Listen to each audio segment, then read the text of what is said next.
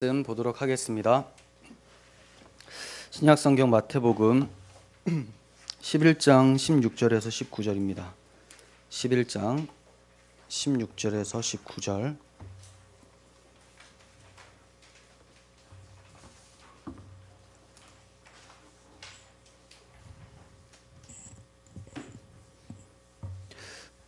제가 한 절, 여러분들 한 절 읽고 마지막 합독합니다. 이 세대를 무엇으로 비유할까? 비유하건대 아이들이 장터에 앉아 제 동무들을 불러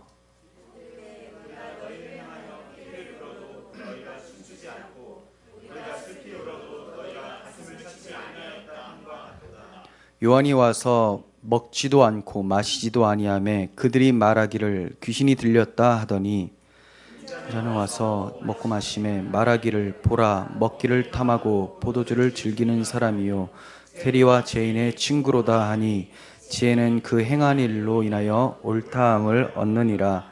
아멘. 지혜를 알지 못하는 세대, 지혜를 알지 못하는 세대라는 제목으로 말씀을 전하도록 하겠습니다.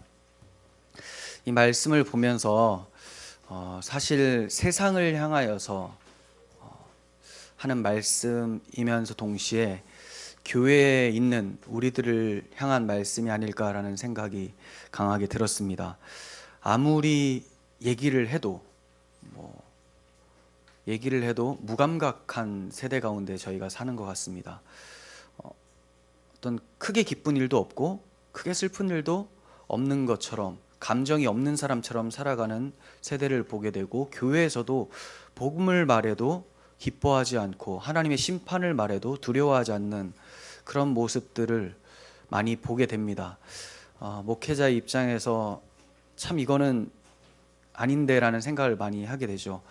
영적으로 죽어 있어야지만 무감각할 텐데 어떻게 하나님을 찬양하고 하나님을 예배한다고 하면서 무감각할까라는 생각을 많이 하게 됩니다. 주님께서도 이러한 마음을 저보다 비교가 안 될 만큼 간절하고 아파하시는 그 마음으로 이 말씀을 하셨고, 또 이 시간에도 성령께서 저희에게 주시는 말씀으로 또 하고 계심을 믿습니다. 오늘은 본문에 보시면 지혜를 알지 못하는 그런 사람들에 대해서 말씀을 하고 계시는데, 이거는 복음에 반응하지 않는 세대에 대한 말씀입니다. 복음에 반응하지 않는 세대에 대한 말씀이에요. 16절 17절 보시면 이 세대를 무엇으로 비유할까? 비유하건대 아이들이 장터에 앉아 제 동무를 불러 이르되 우리가 너희를 향하여 피리를 불어도 너희가 춤추지 않고 슬피 울어도 너희가 가슴을 치지 아니하였다 함과 같도다, 이렇게 말씀하세요. 이 세대를 무엇으로 비유할까? 예수님이 친히 말씀하시던 그 세대나 지금 세대나 별로 달라진 게 없습니다. 이 정도로 말씀하셨고, 예수님이 세상에서 굉장히 인기 있으신 분이 되어버렸잖아요. 이제 정말로 많이 알게 되신 분인데 이런 말씀을 남기셨음에도 불구하고 별로 달라진 것이 없습니다. 대부분의 사람들은 예나 지금이나 참된 지혜와 진리에 대하여 별 관심을 갖지 않습니다. 그러나 소수의 사람들은 그래도 진리가 무엇인가, 지혜가 무엇인가라고 찾는 사람들이 있기는 해요. 하지만 그 사람들이 말하는 진리나 지혜라는 것도 결국은 자기 중심으로 이해되는 진리나 지혜여야지만 그들이 찾고 구합니다. 자신에게 아무런 도움이 안 되는 그런 지식들, 지혜들 전혀 관심이 없죠. 그러므로 철학과 인문학까지는 사람들이 탐구는 하지만 신학에는 관심을 기울이지 않습니다. 철학과 인문학은 사람 중심, 나 중심이기 때문에 여기서 어떠한 유익을 얻을까라고 탐구하기도 하지만 신학에는 관심이 없어요. 혹여나 신학에 관심이 있는 사람들은 어떤 사람들이냐? 자유주의 신학이라고 할 수가 있겠죠. 그 자유주의 신학은 인문학의 확장이라고 보시면 됩니다. 사실 신학은 하나님에 대해서 배우는 건데, 이 자유주의 신학은 하나님을 인간 편에 맞춰서 해석해버리는 그런 신학이에요. 그러므로 인문학의 연장인 거죠. 인문학의 연장. 성경적 신학은 원하지 않습니다. 그것을 탐구하는 사람들은 사실 자기 스스로의 힘으로는 불가능합니다. 인간이 자신을 내세울 수 있는 틈이라는 것이 존재하지 않는 것이 성경이 말하는 신학이에요. 예수님께서는 이처럼 참 진리와 지혜에 대하여 관심이 없는 세대를 가리켜서 아이들이 장터에서 노는 내용을 가리켜서 비유로 말씀하고 계세요. 아이들이 어떤 놀이를 했을까요? 두 가지 놀이를 했습니다. 두 가지 놀이. 첫 번째는 잔치놀이인데 결혼식, 혼인잔치를 의미하는 겁니다. 그리고 두 번째는 장례식 놀이예요. 우리나라 아이들도 장례식 놀이는 뭐 잘 하지 않지만 결혼식 놀이는 하잖아요. 애들끼리 네가 엄마 해, 내가 아빠 할게 막 하고 막 네가 애기 해 하고 막 이런 거 하잖아요. 그러면서 뭐 또 친구들이 많이 있으면 결혼식 하는 거 축하해 달라고 하고 막 어른들 흉내 내면서 그렇게 잔치 분위기를 나타냅니다. 유대인 아이들은 결혼식 놀이도 했고 또 이제 장례식 놀이도 했습니다.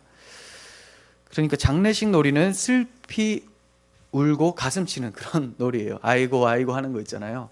그런 것들을 유대인 아이들을 했습니다. 피리를 불면 춤을 추는 잔치놀이, 그리고 슬피 울면 가슴을 치는 장례식 놀이를 했었던 거죠. 그런데 이러한 놀이를 하다가 우리 어렸을 때 한번 생각해 보세요. 놀이터에서 이런 놀이를 하고 있는데 불편한 친구들이 찾아오는 거예요. 그 불편한 친구들이라는 것은 내가 원치 않는 친구들, 나하고 좀 원수지간이거나 그런 친구가 와서 나도 좀 껴달라고 하면서 피리를 막 불어댑니다. 그러면 여러분도 어떻게 하겠습니까? 피리를 불면 보통 춤을 추고 기쁘게 해야 되는데 그 친구가 피리를 불면 춤추겠어요? 야야 가자 가자 가자 이거 되지 않겠습니까? 이런 느낌이 예수님 당시에 펼쳐지고 있었던 거예요. 그러니까 그 미운 친구들이 끼면 놀이가 아니게 돼버리는 거죠. 이런 불편한 친구들이 세례 요한과 예수님이었었어요. 세례 요한이 껴서 가슴을 치고 슬피 울라고 하면 이들이 뭐래 하고 가버리고, 예수님이 야 이거 되게 기쁜 소식이야 너희들 들어야 돼라고 하면 뭐라는 거야 하고 놀지 말자 가자 이러는 분위기가 있었다라는 거예요. 그러면 세례 요한이 한 사역이 어떠한 사역이었길래 이들이 그렇게 무시했을까요? 장례놀이입니다. 장례놀이. 왜냐하면 율법이 예언한 것은 요한 때까지다라고 말씀한 것처럼 요한은 율법을 통해서 죄 아래에 있다라는 것을 선포하는 사람이었어요. 율법을 통해서 모든 사람들은 죄 아래에 있다라는 것을 선포했습니다. 죄 아래에 있으니까 당연히 심판 아래에 있던 것이고, 심판 아래에 있으니까 죽음이 임하게 된 것이고, 그러니까 당연히 장례식 놀이를 하게 되는 것이죠. 그래서 예수님께서는 이 장례놀이는 세례 요한의 사역을 가리켜서 말씀하신 거예요. 반면에 예수님께서는 복음을 선포하셨기 때문에, 기쁜 소식이기 때문에 잔치놀이, 결혼식 놀이라고 할 수가 있습니다. 예수님께서는 가난한 자에게 복음이 전파된다라고 말씀을 하셨어요. 이처럼 복음이 전파됐음에도 불구하고 또 율법으로 죄를 선포했음에도 불구하고 유대인들은 이 두 가지 율법과 복음을 다 받지 않고 있는 상태였었던 거예요. 그렇다면 우리는 어떤 놀이를 해야 됩니까?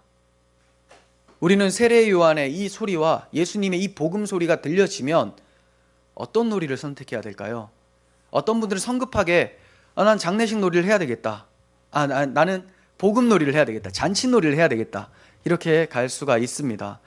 그런데 그게 곧바로 그렇게 가면 안 돼요. 그냥 막 놀다가 소리가 들려지니까 우리 이제 잔치놀이 하자 이렇게 가는 것이 아니라 반드시 세례 요한의 장례식 놀이를 거쳐서 결혼식 놀이로 가야 된다는 거예요. 율법에 찔려서 애통함과 회개함이 있고 난 후에야, 자신이 죄인된 자라는 것을 깨닫고 난 후에야 복음이 복음으로 들려지고 기뻐 춤을 추고 즐겁게 잔치할 수 있게 된다는 것이죠. 이스라엘 백성들의 역사가 그랬습니다.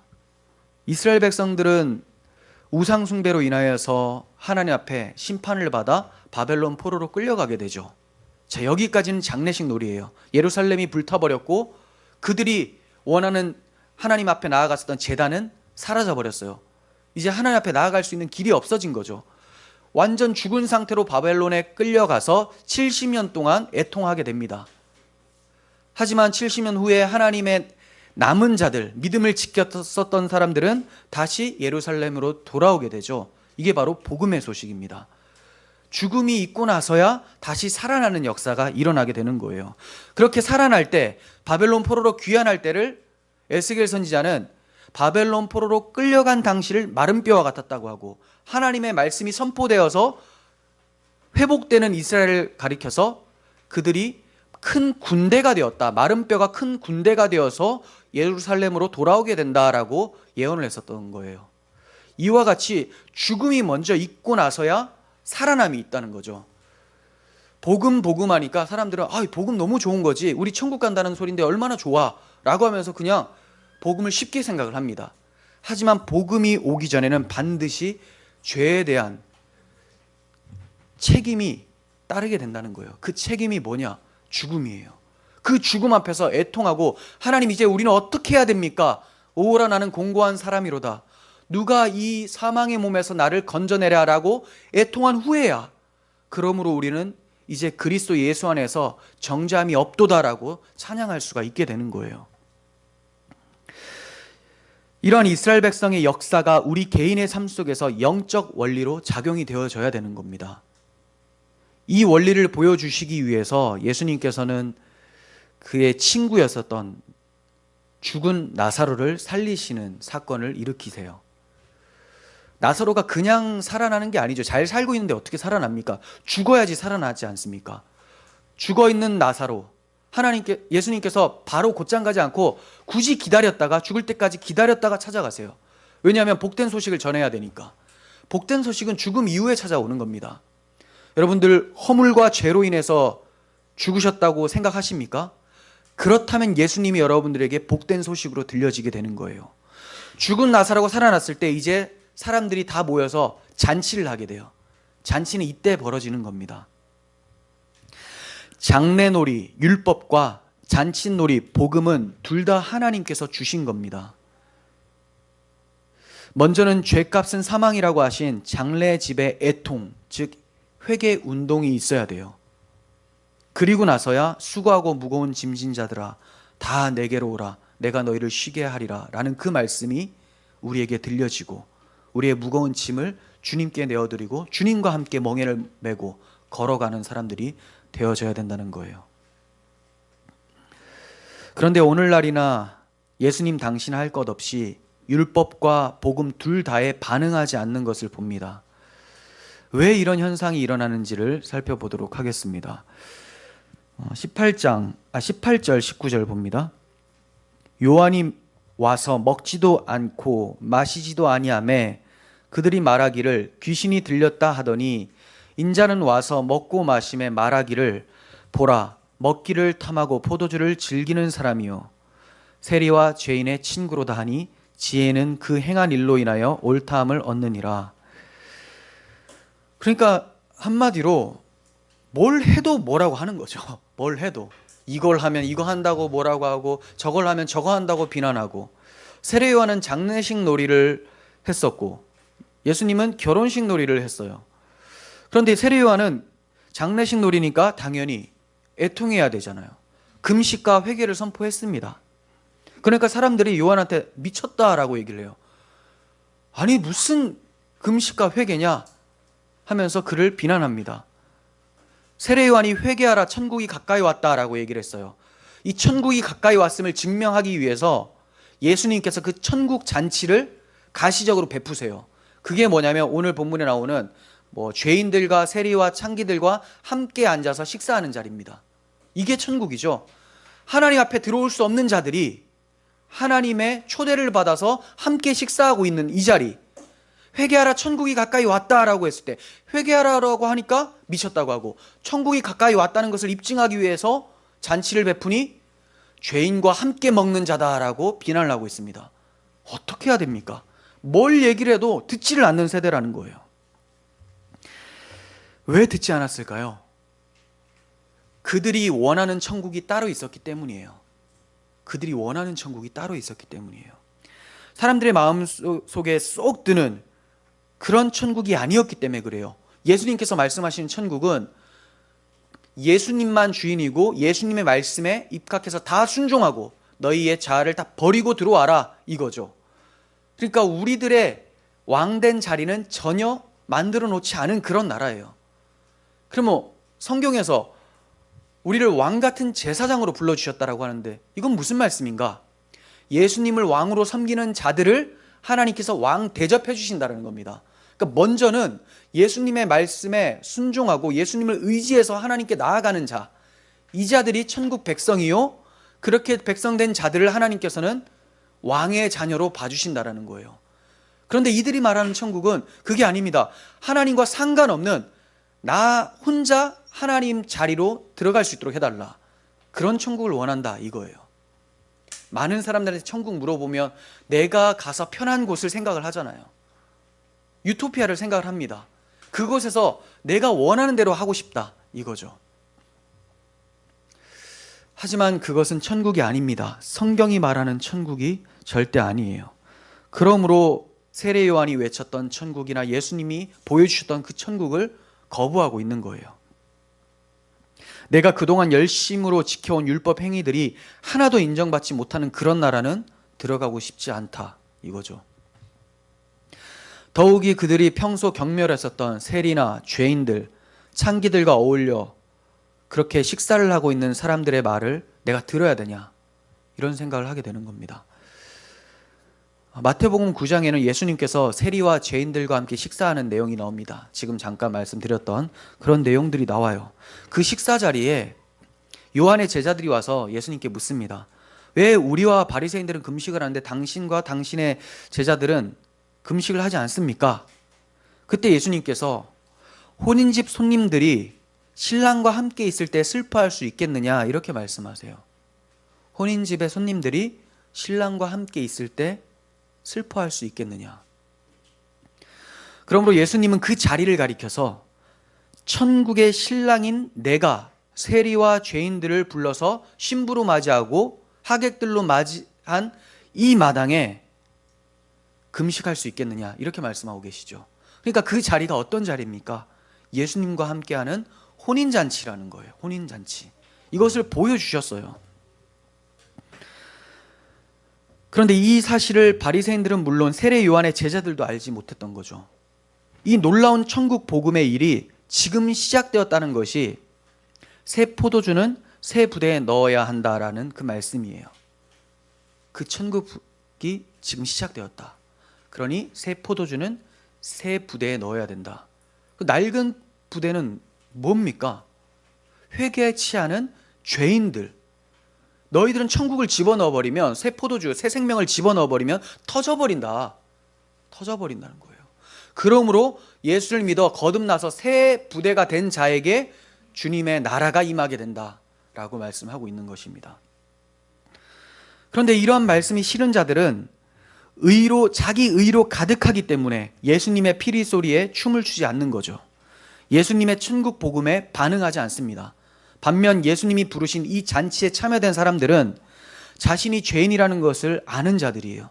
자신은 죄인이고 세리고 창기이기 때문에 하나님의 은혜로 내가 부름을 받았다는 그 사실을 알고 있습니다. 그러므로 자기 의를 내세우지 않아요. 오히려 자신은 납작 엎드리고 불러주신 하나님의 은혜를 찬양하게 됩니다. 자신이 죄인이라는 것을 알기 때문에 영혼의 의사이신 예수 그리스도께로 나아가기를 소원하는 자들이에요. 이들은 하나님의 긍휼을 맛보고 기뻐합니다. 하나님께서 원하시는 것은 제사가 아니라 긍휼이라는 것을 알기 때문에 그 긍휼함을 입어서 기뻐 춤추고 있는 것이죠.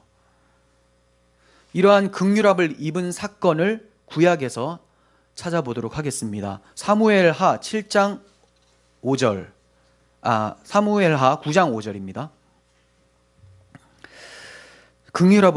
긍휼함을 입은 사건인데 다윗에게 긍휼을 입은 사람 무비보셋 이야기예요. 자, 5절부터 봅니다. 다윗 왕이 사람을 보내어 로드발 암미엘의 아들 마길의 집에서 그를 데려오니 사울의 손자 요나단의 아들 무비보셋이, 즉 사울은 다윗과 원수죠. 그의 손자예요. 하지만 요나단은 친구입니다. 그의 아들 무비보셋이 다윗에게 나와 그 앞에 엎드려 절하매 다윗이 이르되 무비보셋이여 하니 그가 이르기를 보소서 당신의 종이니이다. 다윗이 그에게 이르되 무서워하지 말라. 내가 반드시 내 아버지 요나단으로 말미암아 내게 은총을 베풀리라. 내가 내 할아버지 사울의 모든 밭을 다 내게 도로 주겠고 또 너는 항상 내 상에서 떡을 먹을지니라 하니 그가 절하여 이르되 이 종이 무엇이기에 왕께서 죽은 개 같은 나를 돌아보시나이까 하니라. 네, 다윗이 요나단과의 언약을 기억해서 사울의 손자, 원수의 손자인 무비보셋을 용서해 줍니다. 근데 용서 정도가 아니라 엄청난 혜택을 주게 되는 것을 보게 됩니다.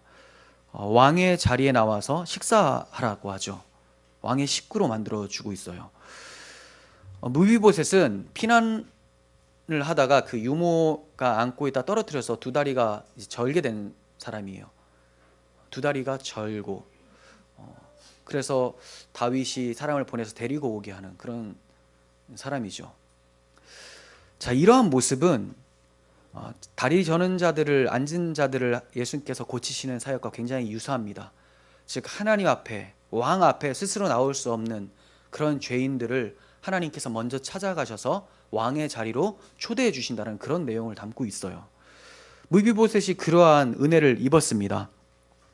그는 피난을 가다가 이제 다리를 절어서 걷지 못하게 됐을 때 다윗이 초청해서 들어가게 되었죠. 이제 들어가게 되어서 하는 말이 자기가 잘나서 이 자리에 왔다고 하지 않고 죽은 개 같은 나를 어떻게 왕께서 돌아보시나이까 이렇게 얘기를 합니다. 자기에 대한 인식이 철저하게 있는 사람이죠. 왜 그렇습니까? 사울의 손자라면 다윗의 적이기 때문에 왕위에 등극하게 되면 가장 먼저 해야 될 일이 그 전의 왕과 관련된 모든 사람들을 숙청하는 거죠. 그렇습니다. 그렇게 해야지만 본인이 안전할 수가 있어요. 하지만 그렇게 하지 않는 이유가 뭐냐면 다윗이 요나단과 맺은 언약 때문에 그래요. 언약. 그래서 은혜를 베풀고 왕의 자리에 앉게 합니다. 사울의 모든 밭 재산을 다 그에게 주고 왕의 식탁에 앉게 해서 함께 가족으로 살아가게 만들어줍니다. 반역한 죄인이 왕의 가족이 되는 것, 이게 바로 천국 잔치를 나타내는 사건이라는 거예요. 반역한 죄인이 왕의 자리에서 식사하게 되는 것. 우리도 그렇게 하잖아요. 성찬식 때 주님이 그곳에 계시잖아요. 우리와 함께 하시면서 우리와 함께 식사를 하시잖아요. 그리고 지금 이 말씀이 선포될 때 우리는 그 말씀을 생명 양식으로 먹지 않습니까? 그렇다면 우리가 그 왕의 자녀, 천국 잔치에 초대되는 그런 사람들 아니겠습니까? 예수님은 지금 이러한 천국 잔치를 벌이고 계세요. 이 잔치에 참여한 사람들은 세리와 죄인들과 창기들, 그런 사람들이죠. 세리는 온 민족에게 손가락 받는 자들이죠. 그리고 죄인들은 당연히 죄인이기 때문에 사람들이 상종하지 않는 것이고, 창기들은 사람들이 음행한 자라고 비난하는 사람들, 돌로 쳐 죽여야 된다라고 하는 사람들, 그런 사람들이에요. 이러한 사람들을 초대하셔서 주님이 함께 먹고 마신다는 겁니다. 그런데 이게 그냥 가능해집니까? 죄인을 그냥 용납하시고 그냥 식사하시겠다는 거예요? 그렇지 않아요. 이들의 죄를 예수님께서 다 처리할 테니까, 십자가에서 다 처리할 테니까 이들의 죄는 없는 거다, 이들은 의인이 되는 거다 해서 천국으로 들어보내게 하시는 겁니다. 물론 본인들의 인식은 우리는 죄인이다, 하지만 이분의 은혜로 인하여서 천국 백성이 되었다라고 고백을 하게 됩니다. 하지만 죄가 없는 건 아니죠. 그들의 죄를 예수께서 가져가시고 이들을 죄 없다고 말씀해 주시는 거예요. 그러므로 이들은 받은 은혜가 너무 크다라는 것을 고백을 하게 되는 것이죠.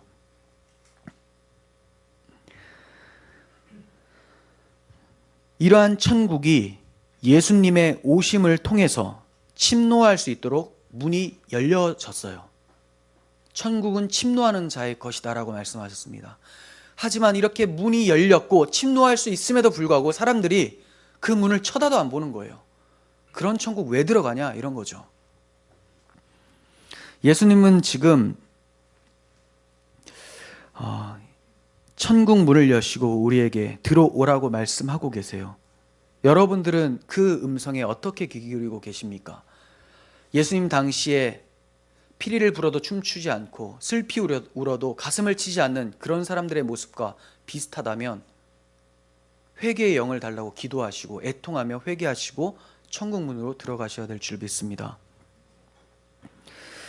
세례 요한이 자주 금식을 하니까 사람들이 미쳤다고 하고, 예수님이 죄인들과 함께 천국 잔치를 벌이는 모습이 마음에 안 드니까 먹기를 탐하고 포도주를 즐기는 사람이요 세리와 죄인의 친구로다, 이렇게 얘기를 합니다. 얼마나 비난을 합니까? 먹기 좋아서 죄인과 함께 먹는다. 먹는 게 그렇게 좋냐? 이렇게 얘기하는 거예요. 포도주를 즐긴다. 아주 술 취한 사람으로 취급을 하고 있는 거죠. 그러므로 지혜는 그 행한 일로 인하여 옳담을 받는다고 말씀하세요. 여기서 왜 이렇게 말씀하셨을까요? 지혜는 그 행한 일로 인하여 옳담을 받는다. 지혜란 예수님 자신을 가리키는 말씀입니다. 지혜는 예수님이에요. 예수님께서 행하신 그 일로 인하여서 옳다함을 받는다는 거예요. 또한 이러한 지혜에 대하여 어떤 태도를 보이느냐에 따라서 그 사람이 지혜를 받은 사람인가 아니면 지혜를 배척한 어리석은 사람인가를 나타낼 수 있게 된다는 겁니다. 예수님의 행한 일로 인하여서 이분이 지혜인가, 또 그 행한 일을 받아들이면 내가 지혜 있는 자고 받아들이지 않으면 지혜 없는 자다라는 거예요. 그럼 그 예수께서 행하신 일이 뭡니까? 행한 일로 옳다함을 받는다고 했는데 그게 바로 지혜라고 했는데 그게 뭡니까? 하나님의 지혜, 예수 그리스도의 십자가 대속이라는 겁니다. 이것이 여러분들에게 옳다고 여겨지십니까? 그렇다면 여러분들은 지혜를 받은 자들이죠. 당시 유대인들은 십자가에 달린 자마다 다 저주 아래에 있다고 생각을 했어요. 그렇기 때문에 예수님을 옳다고 여기지 않습니다. 메시아로 여기지 않아요. 그런데 우리는 이 십자가의 예수를 주와 그리스도로 섬기게 되어버린 거예요. 즉 지혜를 받아서 지혜로운 자가 된 겁니다. 그러므로 여러분들은 지혜 있는 자예요. 세상 사람들이 지혜 있다고 보십니까?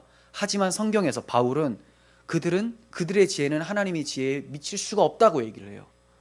하나님의 지혜인 예수 그리스도를 받은 자가 세상의 빛과 소금이다라고 말씀합니다. 이 지혜는 잠언에서 한 인격으로 묘사되고 있습니다. 잠언서를 보신 분들은 아시겠지만 지혜라는 단어가 참 많이 나오죠. 지혜가 마치 사람처럼 나타나요. 바로 예수 그리스도를 가리키는 단어입니다. 이 지혜가 길거리에서 소리를 막 질러요. 이 지혜를 얻은 자는 생명나무를 얻는다고 잠언에서는 얘기를 합니다. 그러나 아무도 이 지혜에 귀를 기울이지 않는다고 해요. 그러므로 심판이 임하게 되죠. 잠언서의 말씀대로 지혜이신 예수님이 오셔서 지혜를 말씀하셨는데도 불구하고 사람들이 그 지혜에 귀를 기울이지 않습니다.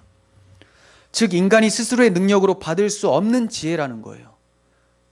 그들이 들으려고 해도 들을 수 있는 마음이 안 생겨요. 귀가 없어요.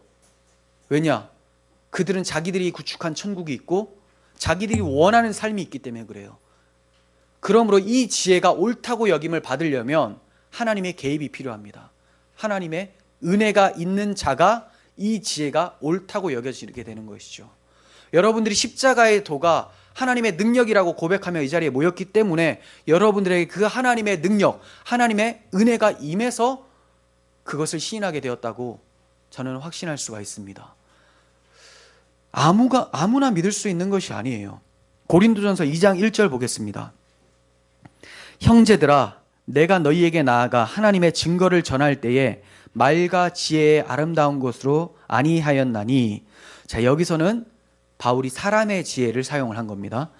말과 지혜의 아름다운 것으로 아니하였나니 내가 너희 중에 예수 그리스도와 그가 십자가에 못 박힌 것 외에는 아무것도 알지 아니하기로 작정하였음이라. 내가 너희 가운데 거할 때 약하고 두려워하고 심히 떨었노라. 내 말과 전도함이, 이게 하나님의 증거죠.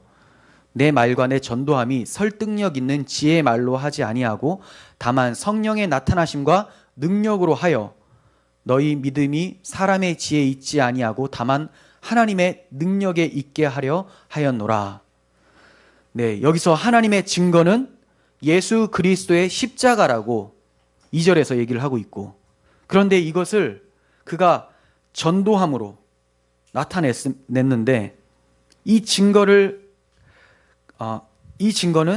사람이 가지는 지혜로는 깨닫지 못하고 있다, 이렇게 바울이 얘기를 하고 있죠. 그러므로 이걸 깨달으면 하나님의 능력으로 너희가 믿게 되었다. 이렇게 설명하고 있는 거예요. 깨달으면 하나님의 능력으로 너희가 믿게 된 거고, 사람의 지혜로는 이 지혜를 받아들일 수가 없다. 이렇게 설명을 하고 있는 겁니다. 바울이 예수 그리스도의 십자가에 못 박힌 것만 알기로 한 이유가 뭡니까? 그가 난 다 아무것도 모르겠고 이제 예수만 알겠다. 이렇게 얘기를 했어요. 그가 진짜 아무것도 모르는 사람입니까? 얼마나 똑똑한 사람입니까? 언어도 몇 개씩 하고, 또 가말리엘 문화생으로서 학식도 있었고, 바리새인파 중에서도 바리새인이었고, 엄청난 사람이었음에도 불구하고 그는 이 모든 것을 배설물로 버립니다. 왜냐하면 예수 그리스도를 아는 지식이 가장 고상하기 때문이다 라고 얘기를 해요.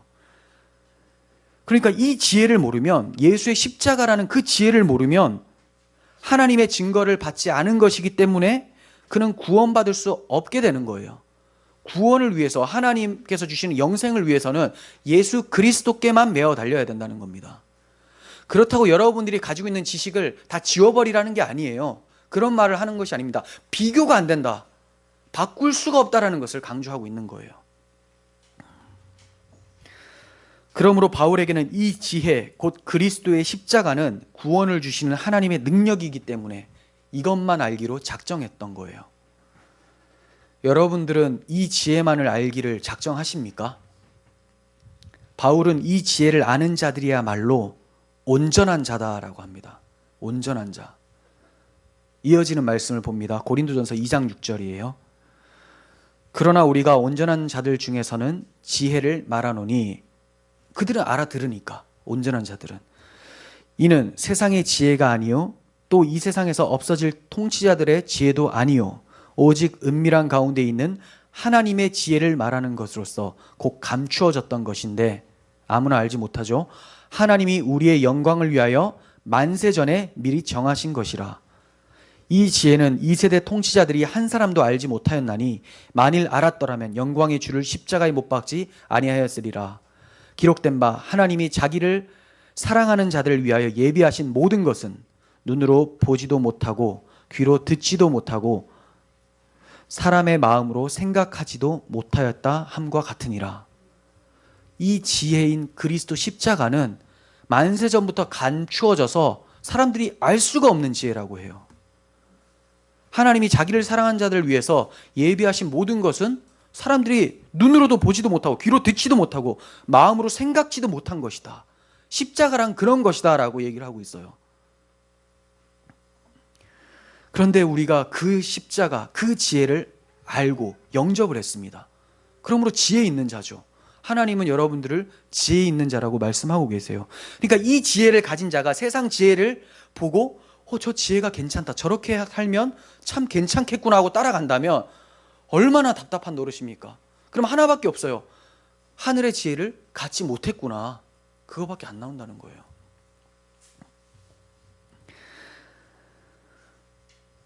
하나님께서 예비하신 모든 것은 그리스도 십자가 안에 있는 영생이에요. 세상이 이 지혜를 알지 못하나 우리는 이 지혜를 압니다. 이는 하나님께서 은혜로 이 지혜인 십자가를 알게 하심으로 우리를 온전한 자로 보시는 거예요. 세상의 불을 가지고 못 가지고가 온전함을 결정하는 것이 아닙니다.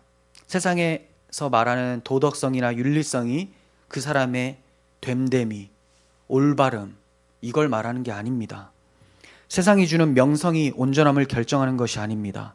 오직 하나님 앞에서 온전한 자는 하나님의 증거, 하나님의 지혜이신 그리스도의 십자가를 인정하고 그리스도를 믿고 따르는 사람들을 온전한 자라고 말씀하는 거예요. 세상의 지혜로는 어리석고 미련해 보이는 것이 십자가입니다. 그러므로 하나님께서 자기를 사랑하는 자들을 위하여 예비하신 모든 것은 눈과 귀와 마음으로 알 수가 없습니다. 그러므로 만세 전에 하나님께서 택하시고 부르시고 세우신 사람들만 이 십자가의 도를 깨달을 수가 있는 거예요. 우린 그 사람들이 누군지 몰라요. 하지만 믿게 되면 알게 되죠. 아, 내가 하나님의 택함을 받은, 은혜 받은 자였구나라는 것을 알게 됩니다. 세상에는 하나님께서 예비해 두신 백성들이 많이 있습니다. 우리가 그 사람이 누군지 모르지만 우리는 가서 이 십자가의 도를 전파할 따름이에요. 이 지혜를 전할 때 그들이 이 지혜를 듣고 옳다고 하면 그들은 하나님의 백성이라는 것이 드러나게 됩니다. 우리의 본분은 그가 어떤 자인지 구별해내는 것이 중요한 것이 아니라 전파하는 것이고, 내가 받은 그 은혜를 나누어 주는 것이 사명이라는 겁니다. 천국 복음 앞에 아무 반응 없는 영적 뇌사 상태에 빠진 이 세대를 향해서 애통하며 간구해야 됩니다. 주여, 이 민족, 이 세대를 불쌍히 여기소서. 저에게 베푸신 그 하나님의 은혜를 이들에게도 베푸셔서 예수님이 행하신 그 십자가의 일이 옳다고 여기는 혼인잔치의 신부들이 되게 하여 주시옵소서. 우리는 이렇게 간절히 구하고 또 전파함으로써 주님의 나라가 이 땅 가운데 임하게 해야 될 줄을 믿습니다. 기도하겠습니다. 거룩하신 하나님 아버지, 저희는 하나님의 지혜를 가질 수 없는 무능한 자였습니다. 그런데 그 하나님의 은혜가 성령을 통하여 발생되어지고 성령의 조명하심을 통하여 지혜께서 행하신 그 일을 보니 옳다고 여겨지는 그런 하나님의 백성들이 되었음을 감사드립니다. 하나님, 이 세대가 복음에 기뻐하지 않고 심판에 두려워 떨지 않는 그런 모습을 보입니다. 저희도 처음에는 그러한 자들이었는데 이제는 하나님께서 그 은혜로 바꾸어 주셨으니 그 은혜를 선포하는 자가 되게 하시고, 우리가 전파할 때 그들 가운데도 하나님의 은혜가 충만히 임하여서 그들 또한 다 복음의 소리에 반응하며 천국 혼인잔치에 들어올 수 있도록 도와주시옵소서. 예수님의 이름으로 기도합니다. 아멘.